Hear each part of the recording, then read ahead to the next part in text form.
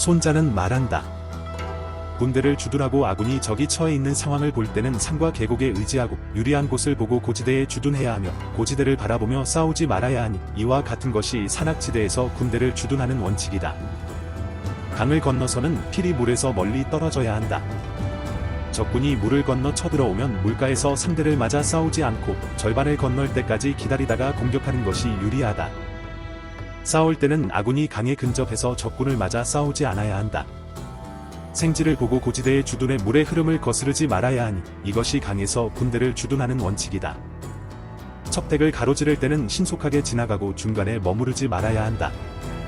만약 첩택 가운데에서 적과 교전하게 되면 필히 수초에 의지하고 우거진 숲을 등져야 하니 이것이 첩택에서 주둔하는 용병의 원칙이다. 평지대에 주둔할 때는 이동이 쉬운 곳에 주둔하고 우측이 높은 곳을 등지며 전방은 죽을 수 있고 후방은 살 수 있는 지형에 의존하라. 이것이 평지대에서 주둔하는 용병의 원칙이다. 이 네 가지 용병의 원칙이 황제가 사방의 제후들을 승리한 방법이다. 군대란 고지대를 선호하고 저지대를 부러워하며 양지를 귀하게 여기고 음지를 천하게 여긴다. 생명을 단련하고 단단한 땅에 주둔하면 군대 내에서는 온갖 질병이 없게 되니 이를 필승이라 하는 것이다. 언덕과 제방이 있는 곳에는 필히 양지에 주둔하고 오른쪽 등 뒤에 두어야 한다. 이것이 용병의 유리함이며 지리의 도움을 받는 것이다. 상류에 비가 내려 물거품이 내려오면 건너고자 한다면 그것이 가라앉을 때까지 대기해야 한다.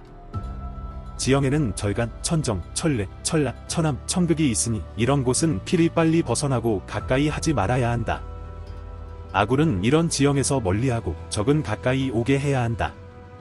아굴은 이런 지형을 바라보고 적은 이런 지형을 등지게 해야 한다. 진군하는 주변에 험하고 막힌 골짜기, 소택지, 갈대가 우거진 오목한 늪지, 초목이 우거져 주변이 가려진 곳은 필히 조심하여 신중하게 그곳을 거듭 수색해야 한다. 이런 곳은 복병이나 간첩이 숨어있기 좋은 곳이다. 적이 근처에 있는데도 고요한 것은 지형의 험난함을 믿고 있는 것이다.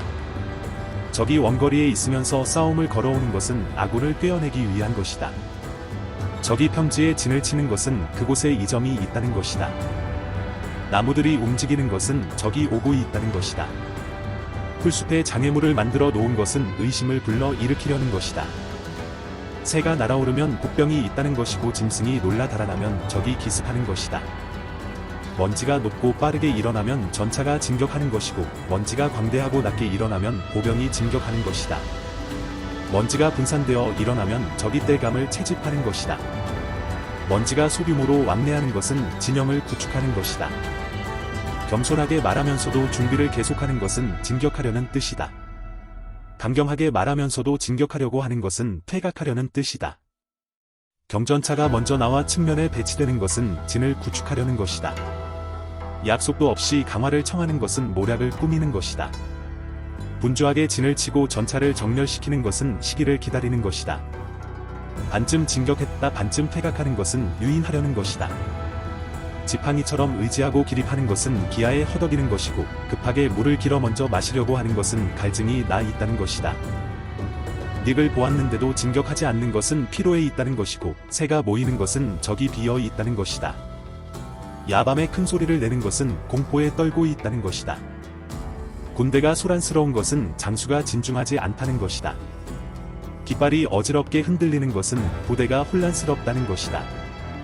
지휘관들이 분노하는 것은 게으르다는 것이다. 말을 잡아먹는 것은 군영의 양식이 떨어진 것이다. 군영에 밥 짓는 기구를 걸어놓지 않고 막사로 돌아가지 않는 것은 궁지에 몰려있다는 것이다. 낮은 소리로 천천히 간곡하게 병사들과 말하는 것은 병사들의 인심을 잃었다는 것이다. 자주 상을 내리는 것은 궁색하기 때문이다. 자주 벌을 내리는 것은 공공하기 때문이다. 장수가 이전에는 포악하다 이후에 병사들을 두려워하는 것은 정교하지 못한 탓이다.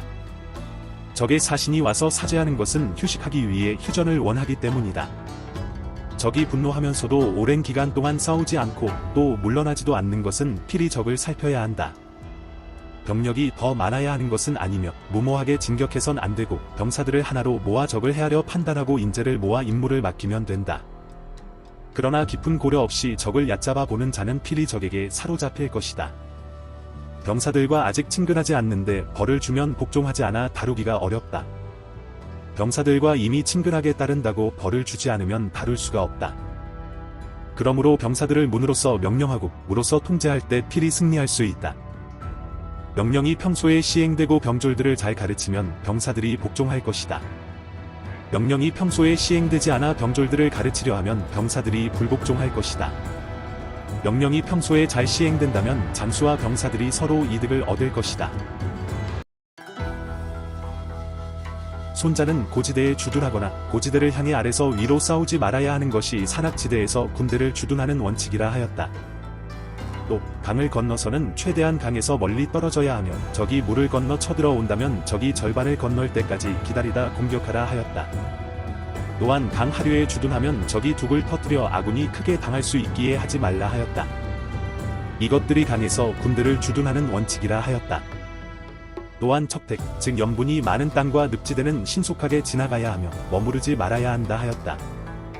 그리고 만약 척택 가운데에서 적과 교전한다면 수초에 의지하면서 우거진 숲을 등지는 것들이 척택에서 주둔하는 용병의 원칙이라 하였다. 마지막으로 평지대에 주둔할 때는 이동이 쉬운 곳에 주둔하고 우측이 높은 곳을 등지면서 전방은 낮고 후방은 높은 지형에 의존하는 것들이 평지대에서 주둔하는 용병의 원칙이라 하였다. 항상 그랬듯이 손자는 고지대를 선호하고 저지대를 부러워하며 양지를 귀히 여겼다. 특히 언덕과 제방이 있는 곳에는 필히 양지에 주둔해야 하고 그것들을 오른쪽 등 뒤에 두어야 한다 하였다. 또한 만약 상류에 비가 내려 물거품이 내려오는데 건너고자 한다면 그 물거품이 가라앉을 때까지 대기하라 하였다. 손자는 필히 빨리 벗어나야 하는 지형들에 대해서도 말하는데 험준한 절벽 사이 골짜기, 사방이 높고 우묵한 지형, 들어갈 수 있으나 나갈 수 없는 지형, 숲이나 덤불이 우거져 빠져나갈 수 없는 지형, 흙탕물이나 갯벌같이 땅이 패이면서 지대가 낮아 함정 같은 지형, 계곡이 험준하며 골짜기 틈새가 매우 좁은 지형이 그러한 지형들이라 하였다. 또한 이를 피할 것만이 아니라 오히려 역으로 적들을 이런 지형에 가까이 오게 하거나 등지게 해야 한다 하였다. 진군할 때에도 주변이 험하고 막힌 골짜기, 늪과 연못으로 둘러싸인 땅, 갈대가 우거진 우묵한 늪지, 초목이 우거져 주변이 가려져 시야를 확보하기 어려운 곳은 복병이나 간첩들이 숨어있기 좋기에 필히 조심하여 거듭 수색해야 한다 하였다. 또한 바람이 불지 않는데도 나무가 흔들리면 적이 오고 있다는 것이고, 새가 날아오르면 복병이 있다는 것이고, 짐승들이 놀라 달아나면 적이 기습을 하는 것이라 하였다. 먼지가 움직이는 모습에 따라서도 구분을 해놓았는데 먼지가 높고 빠르게 일어나면 전차가 진격하는 것이고 먼지가 광대하고 낮게 일어나면 보병이 진격하는 것이며 먼지가 분산되어 일어나면 적이 떼감을 채집하는 것이고 먼지가 소규모로 왔다 갔다 한다면 적이 진영을 구축하는 것이라 하였다.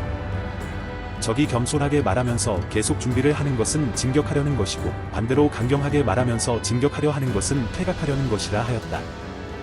그리고 적의 사신이 와서 사죄하는 것은 휴식을 위해서이고 적이 분노하면서도 오랜 기간 싸우지도 않고 물러서지도 않는 것은 필히 적을 살펴야 한다 하였다. 또한 약속도 없이 강화를 청하는 것은 모략을 꾸미는 것이며 분주하게 진을 치고 전차를 정렬시킨다면 그것은 때를 기다리는 것이라 하였다. 또한 병사들과 장수의 관계에서 친해지지 않았는데 벌을 주면 불복종하고 친해졌는데 벌을 주지 않으면 불복종하기에 그것에 대한 줄타기를 잘해야 한다 하였다. 그래서 명령이 평소에 잘 시행되고 병졸들을 잘 가르친다면 병사들이 복종하며 장수와 병사들이 서로 이득을 얻는다 하였다. 이처럼 이 행군이라는 장에서는 조금 더 구체적으로 제시를 하며 설명을 한다. 특히 먼지가 움직이는 모습에 따른 적의 상황을 디테일하게 설명한 부분은 손자병법이 괜히 이름을 날린 게 아니라고 생각을 하게 만든다. 지금까지 시청해주셔서 감사합니다.